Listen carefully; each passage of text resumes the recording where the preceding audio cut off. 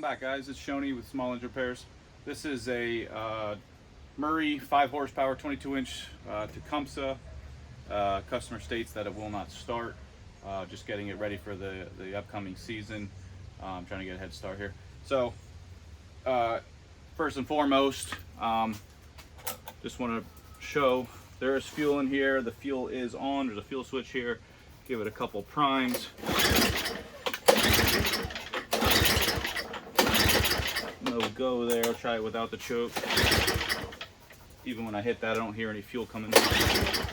So definitely not getting it to start there. But what I'm going to do here is pull the spark plug, get some fuel in there, and see if we can get it to fire. By checking this, it'll confirm if I have spark and compression. And this is a brand new spark plug, so it looks like you tried to replace this to see if it started. It wouldn't. I'm going to get a little fuel in there.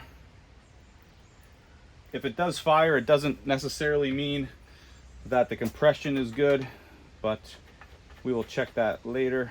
I'm just going to finger tighten this real quick, see if we can get it to start. I don't need to choke it because I have fuel in there.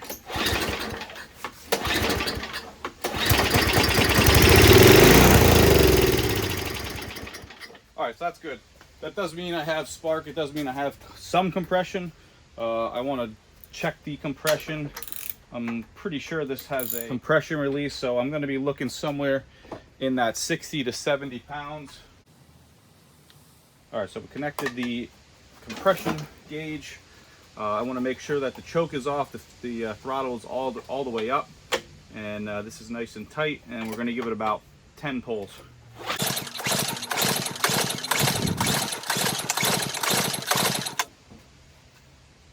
So we're sitting right there around 75. I think that's ideal for a motor with a compression release like this Tecumseh. If it didn't, if it's an older one, I would probably say that's a little bit too low. I would want to be over 100, 125 there.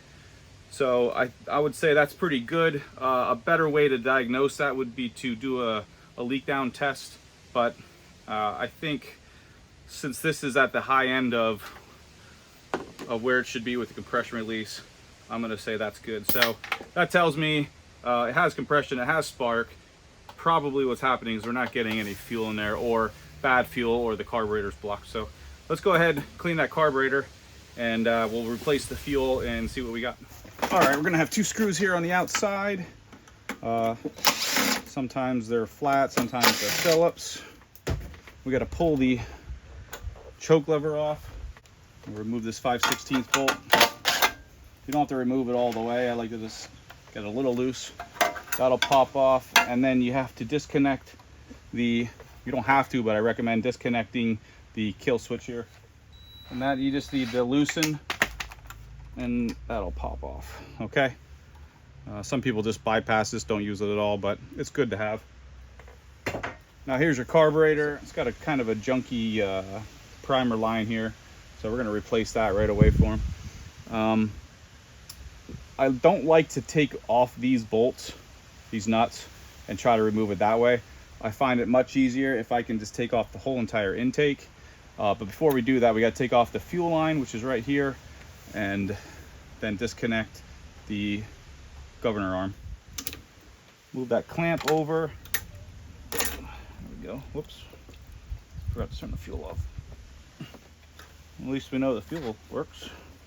Underneath here, we got a big screw here, a big screw here. There's a number 3 screwdriver. Crack those open.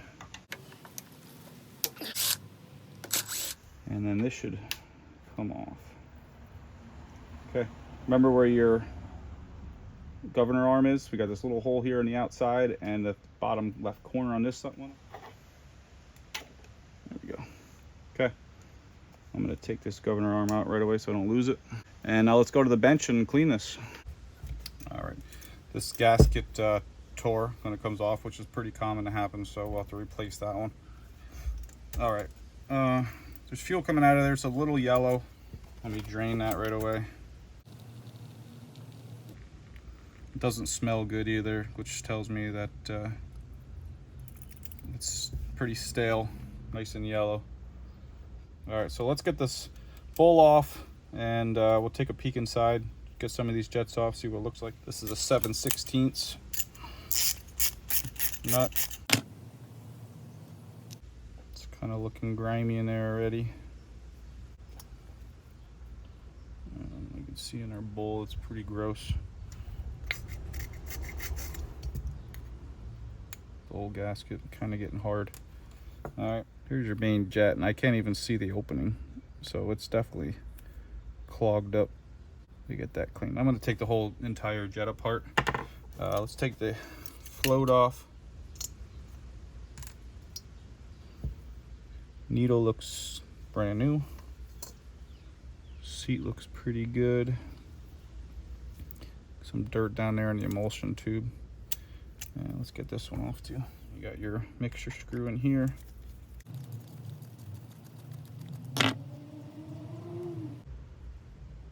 Not bad. There's a O-ring in here. You don't want to, if you're going to soak this, I would take that out so it doesn't get destroyed. Same with your seat. Unless you're going to replace it, I wouldn't soak it like that. There's also an O-ring up in here. You don't want that to go bad. So if you're going to soak this in any type of solvent, you got to remove this O-ring, the emulsion tube, and the seat. But I'm just going to clean it. I don't think I need to soak it. Take this needle apart. See how it's kind of grimy up in there? So we're going to clean that up too. We'll take this piece off here so that doesn't get destroyed, that rubber gasket in there. And we'll let that soak a little bit too. I'll hit this with a little bit of carb cleaner. You don't want this to soak too long because there's a rubber gasket underneath here, and that can swell and go bad. So I just like to get it a little bit in there. I'll clean this up by hand. Usually clean up pretty well. That's just some varnish in there. So yeah, it'll come off easy. So I'll get to that. I want to clean this a little bit.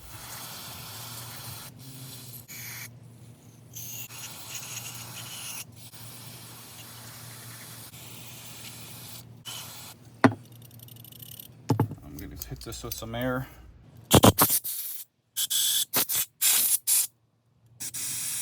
So all the important passages are now clean. Doesn't have to be perfectly shiny. It just needs to be, all the passages need to be open. That one's open, the needle and seat's open, and the mixture's good. The primer line's good, so it doesn't need to be great. Just clean enough. All right. So what I want to do, we'll let this sit for a second, get this out of the way. We're going to clean the main jet, clean up the pilot jet, clean up the bowl, and then we'll come back and assemble everything. So here's the mixture screw. Not bad. Just want to get some of the grime off of there.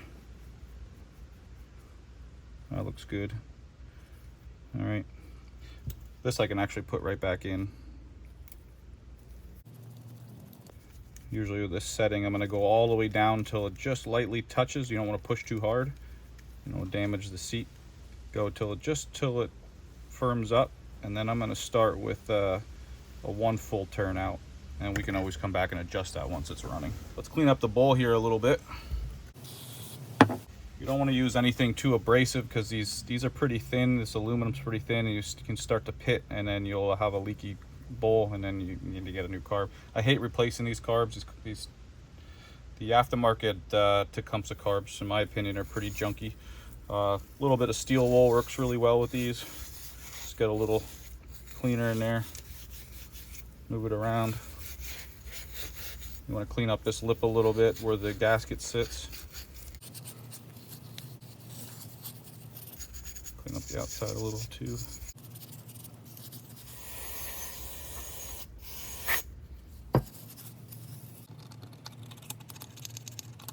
All right, it's getting pretty good. Again, this doesn't have to be completely perfect. Just don't have a bunch of gummed up old gas in there. As long as that's pretty clean, let's wipe it down. There we go. Not bad. Again, a little bit of specks of old dry gas, not going to create any problems, not going to create any issues. So now I'm going to clean up the float a little bit. I don't want to be too rough with this. because you don't want to put a little tiny hole in it and then you have a float that'll fill up with fuel and then it won't float anymore. It'll sink, and then you just have a leaky carb because the gas just keeps flowing. There we go, decent. I'm gonna clean the main jet yet, and we'll start assembling. So this is the main jet right here. I think this is my hole. Nope. Yeah, it is. So it was so caked up I couldn't even find the jet hole. So let's get this opened up, use some air, use some carb clean.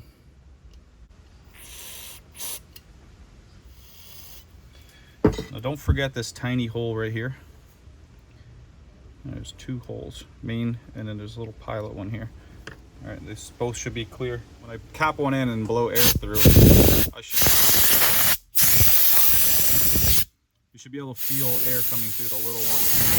I want to clean this needle up a little bit, get some of this tarnish off of there as well.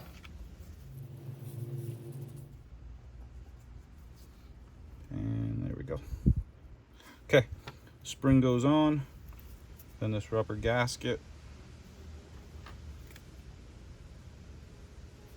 and that metal washer, and then we're going to screw this all the way in until it also seats right there, and then I'm going to come out.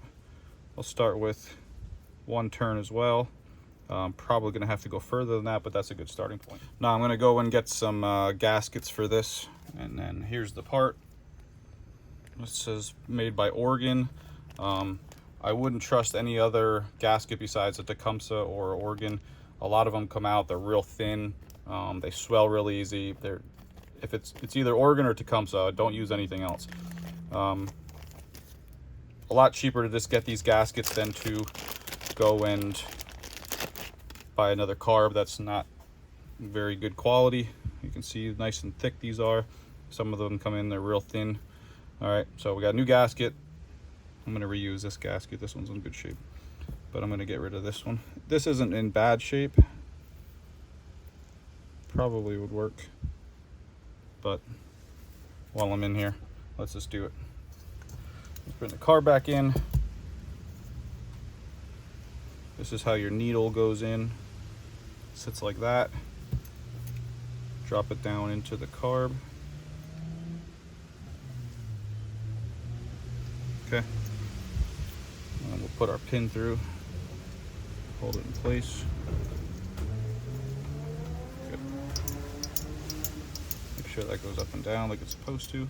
One thing you can do is if you hold this down or flip the carb upside down and put and blow through this, if you don't mind getting your lips a little bit dirty, this should not let air through. So if I blow on it,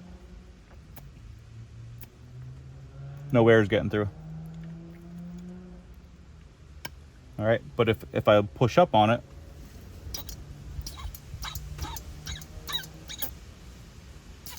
then air gets through. All right, so that's what we want. So that means that needle and seat is working properly.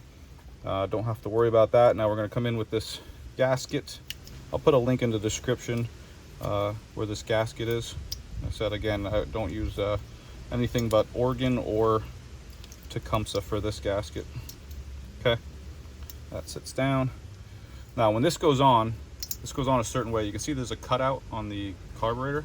This part, the flatter part, the lower part, goes where the pin is, so it goes on this way.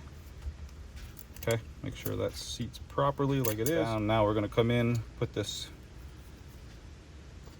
gasket on, and then come in with the main jet. We'll tighten this down to a firm tighten, but don't overly tighten. Okay. All right, that's it. That's it for the carburetor. Again, we'll probably have to adjust these once we're in there, but let's get a gasket for this, and we'll get it back together and put it back on. All right, got the new gasket. We're gonna start putting this back together. Okay, so before I put that carburetor on, I want to replace this primer line. I don't like this clear rubber because it always gets hard here. To do that, just pry and pop off this primer line, this primer, and then we're going to take this off, but don't just yank on it because you can break. I like to spin and pull. You can break this plastic off. Make sure it has good air coming in and out of there. It's not damaged at all. If this is bad or this line is bad, you're going to have a hard time starting that. Let's get the new line on. Make sure we're getting air coming out. Now we're going to feed this through and try to get it to come out the side over here. Sometimes this is a little bit of a game here. There we go. And we'll drop that in like that. And that clamps in. All right, I can cut a little long here, but I can just trim it once I get the carburetor in. Need to get the rest of this old gasket off. If this gasket that goes into the intake is missing or damaged, not good for the engine because it's running too lean and runs hot. You'll notice a poor idle or the exhaust pipe turns red hot or shoots sparks out of there. So make sure that that gasket is there and nice and clean. So come in here, new gasket, put the intake back on. I'll line this up, but before I do that, let's get this guy back together.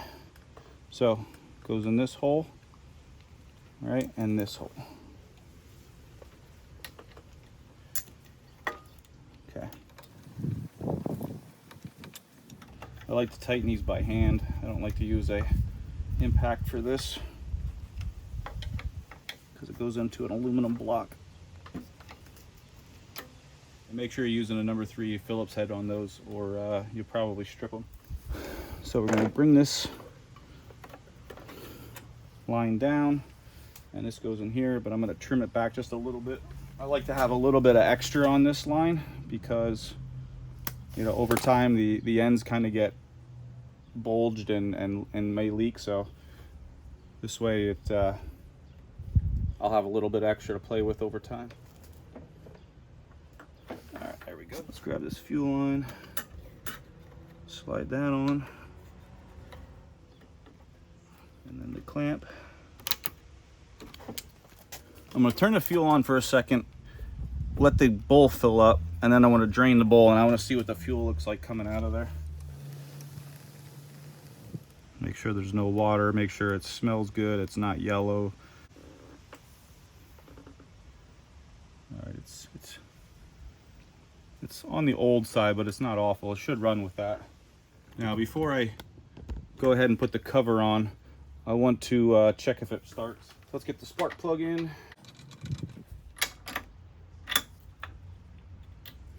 I'm gonna hit the primer here. What I should see is a little bit of fuel come out of this intake here.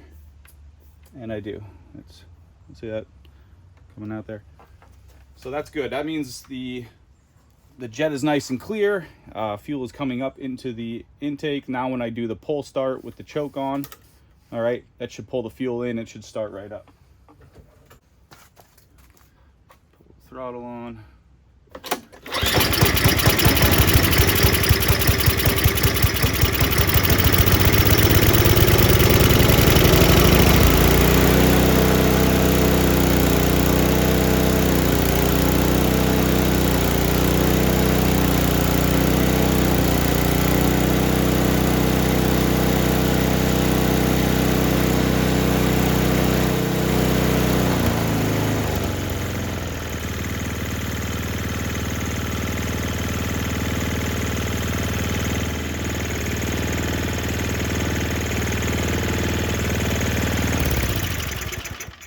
All right, like the way that sounds. Let's go ahead and put the cover back on. Remember, we got to hook up this screw first, the kill switch.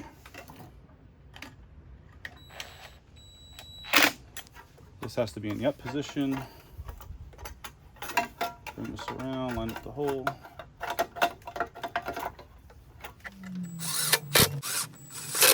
One up top, and then this guy.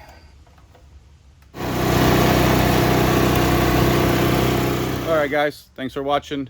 Hope that helped. If you got any questions, hit me up in the comments. Make sure you check out some of these other videos. Like, subscribe. I'll catch you guys next time. Thanks for watching.